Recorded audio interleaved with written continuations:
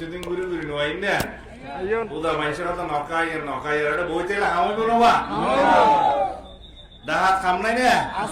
ঠিক আছে এটা নেতল আছে অফিসার আছে বেকুন আছে সবসময় চাইব এটা কি কি দিয়ে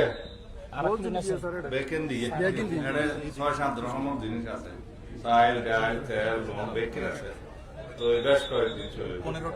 15টা আইটেম আছে তো যারা ক্ষতিগ্রস্ত হইয়ে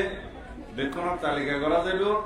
এবং বেকুন যাতে উপযুক্ত সাহায্য পাই আনার ব্যবস্থা করা যাবে আর নিজেরা এই বন্যার ফোয়ারে আমরা বেকুনে বসবাস নগরীর আজ 1 বছর 2 বছর না আমরা জন্ম হইতে এই বন্যালে বসবাস করিত মাতামরির কিনারে তাই এর মাতামরির ডরাইল না আর পানি যাতে তাড়াতাড়ি নামি যাবে ওই ব্যবস্থাই আমরা তো করা পড়তে আর রাস্তাঘাট যেটা ক্ষতিগ্রস্ত আমরা ঠিকঠাক করে দিব ইনশাআল্লাহ তাড়াতাড়ি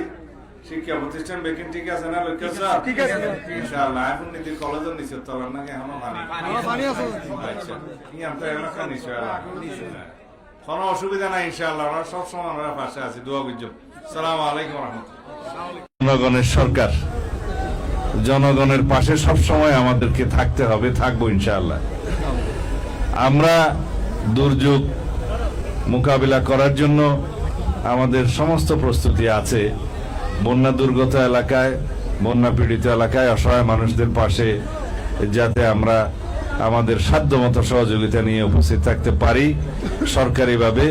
এবং বেসরকারিভাবেও দলীয়ভাবে আমরা সকল ব্যবস্থা নিয়েছি ইতিমধ্যে